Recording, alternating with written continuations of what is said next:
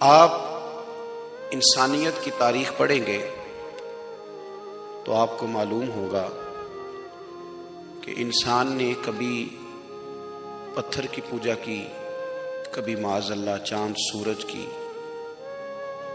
درختوں کی، بتوں کی پوجا کی۔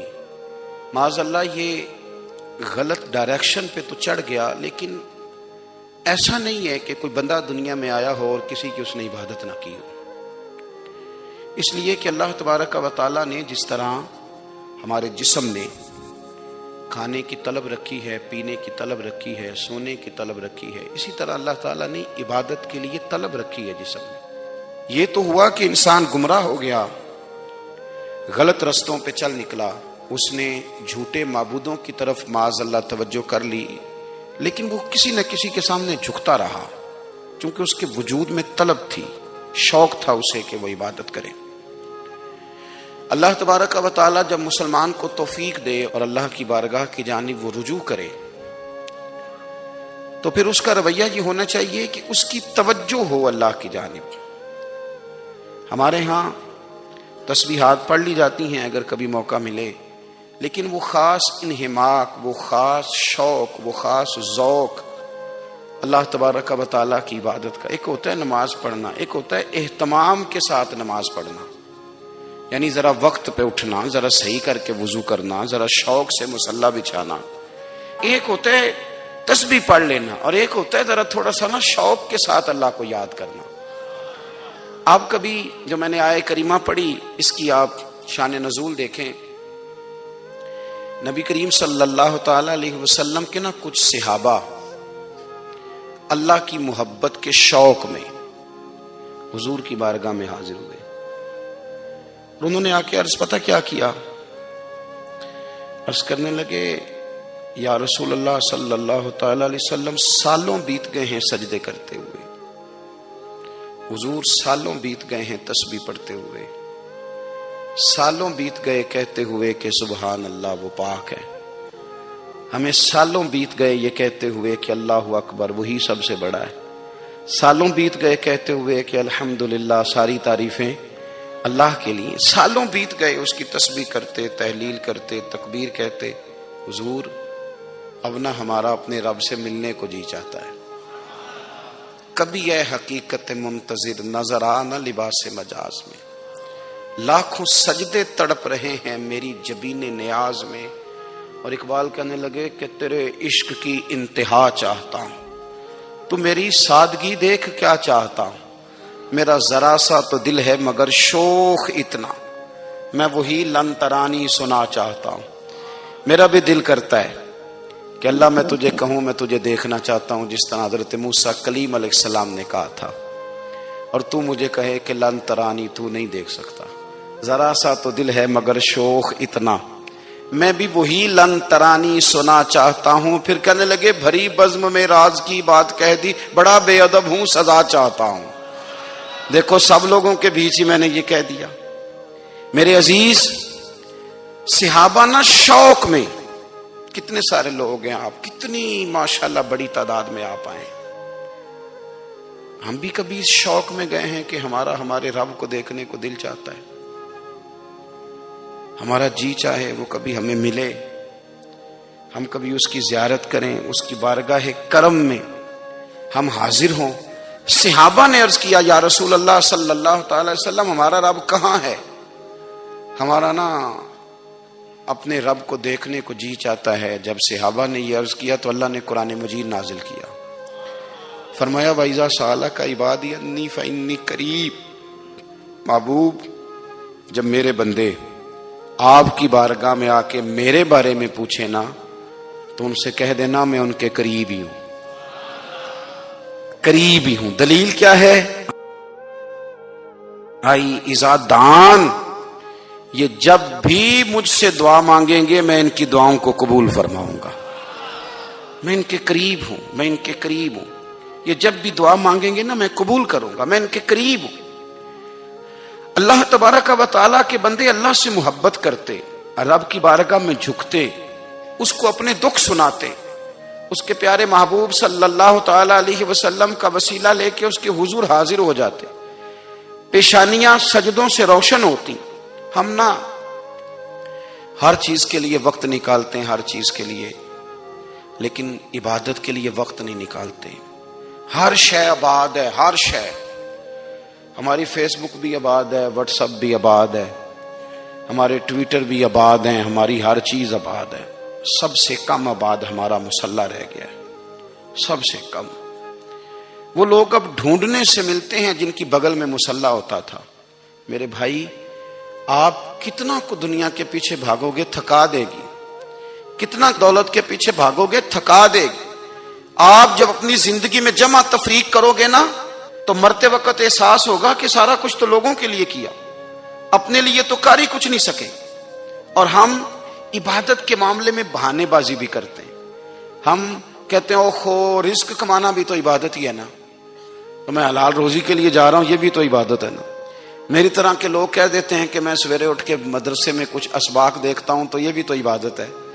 میں بیان کرنے کے لیے مطالعہ کرتا ہوں تو یہ بھی تو عبادت ہے نا. اتنے لمبے سفر کر کے ملک میں دنیا میں گھومتا ہوں تو یہ بھی تو میں عبادت ہی کر رہا ہوں. اب اسپیشل نفلوں کے لیے وقت کس طرح نکلے، اسپیشل کر کے تسبیح میں کیسے چلاؤں، میں سارا کچھ ہم بہانے بنا لیتے ہیں نا. میرا سوال یہ ہے کہ یہ ساری باتیں صحابہ کو، نبی کریم کو، دیگر لوگوں کو بھی تو پتہ تھی نا.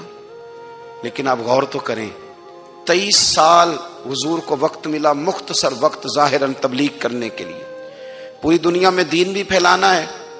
گھر میں 11 ازواج ہیں، 4 بیٹیاں ہیں، ان کی اولادیں، سارے کام کاج بھی دیکھنے ہیں.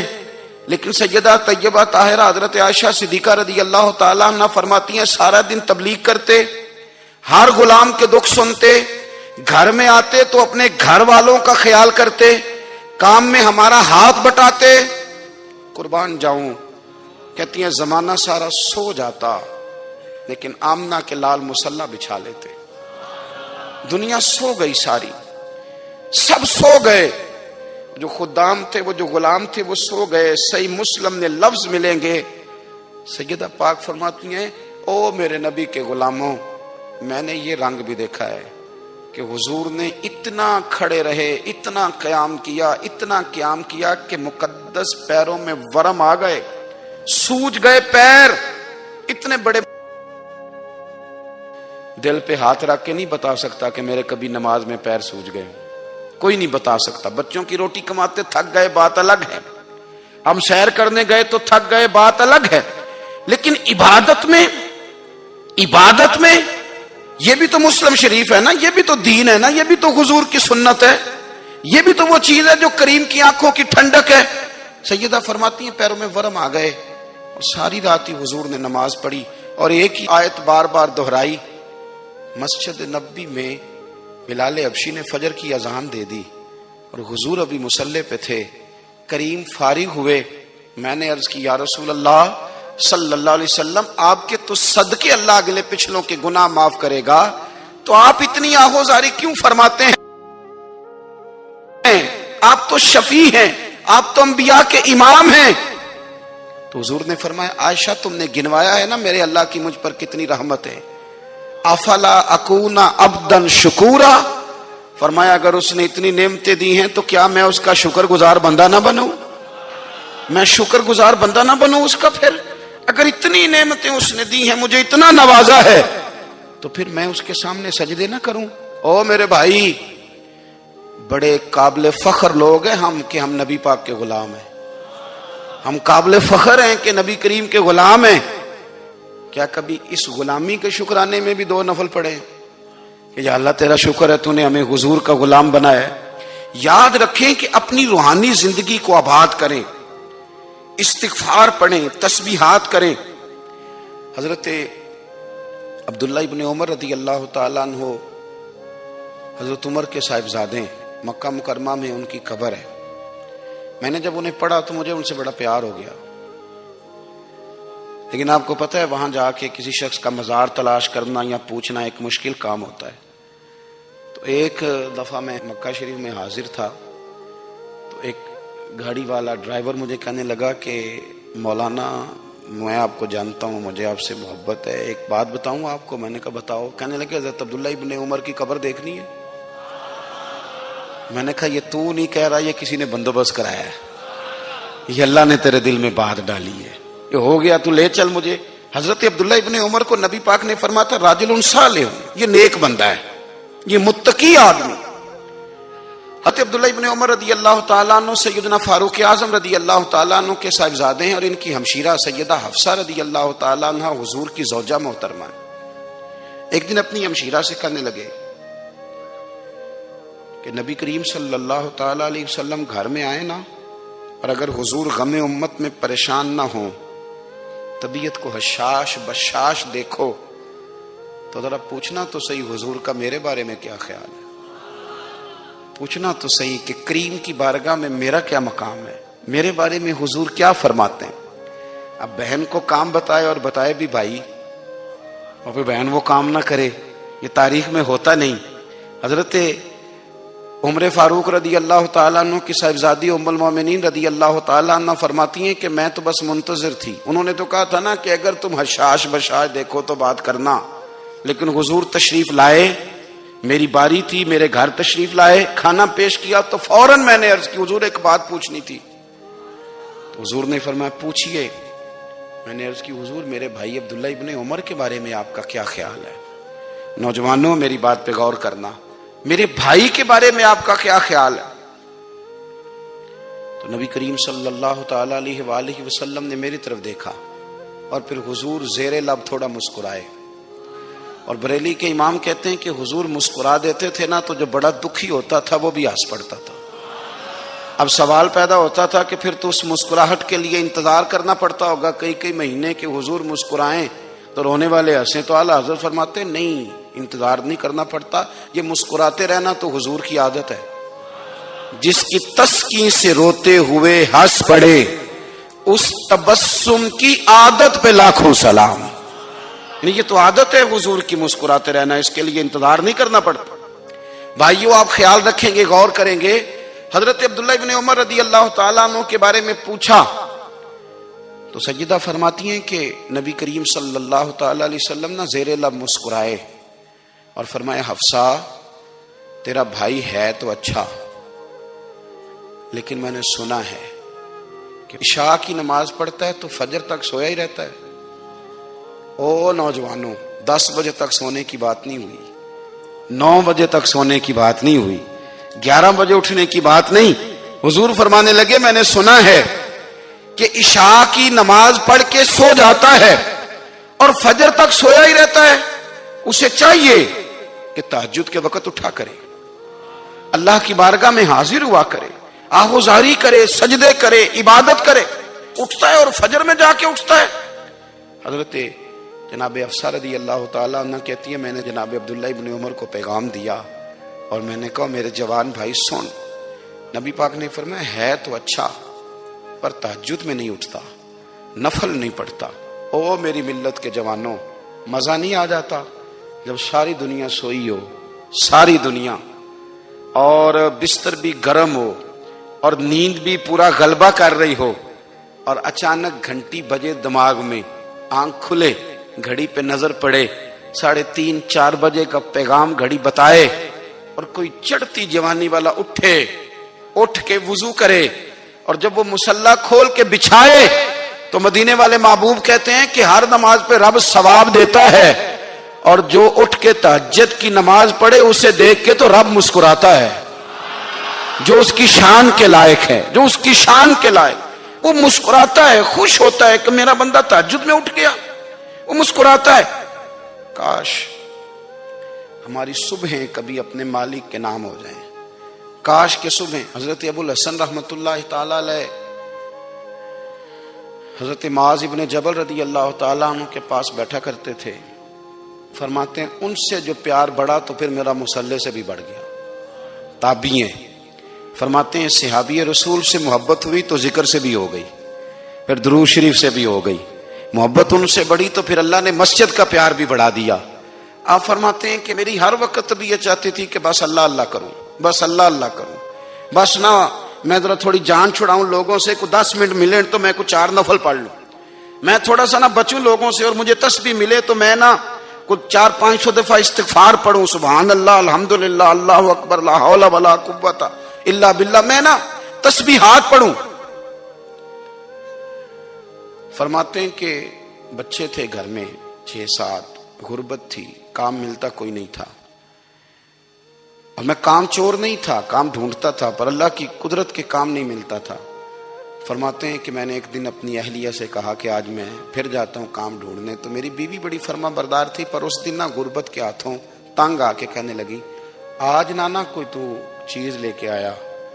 تو مجھ سے بچوں کی بھوک نہیں دیکھی جاتی. یہ سب روگاں دا روگ محمد جس دا نام غریبی, کنڈ بلا کے لنگ جاندے نہیں دوست یار قریبی.